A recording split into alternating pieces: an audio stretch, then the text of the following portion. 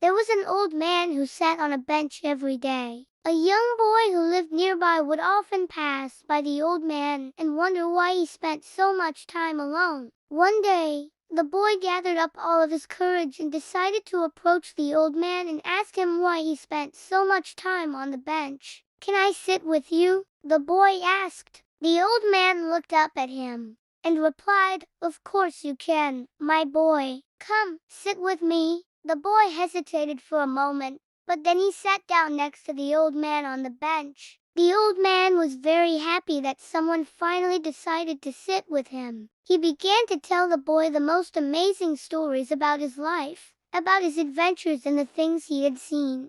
The boy listened intently to the old man's stories, and as he did, he began to feel a connection with the old man that he had never felt before. As the sun began to set, the boy had to go home. He thanked the old man for the stories and for his company, and he promised to come back the next day to hear more of the old man's stories. The old man smiled and waved as the boy walked away. From that day on, the boy made it a point to sit with the old man on the bench every day. They would talk for hours about everything and nothing. The boy learned so much from the old man, and he also learned that the old man wasn't as lonely as he had seemed. One day, many years later, the old man passed away. The news of his death spread quickly through the town, and people from all over came to pay their respects to him. They had heard about the amazing stories he used to tell, and they wanted to be a part of his legacy. The people asked the now grown-up boy to share one of the old man's stories with them,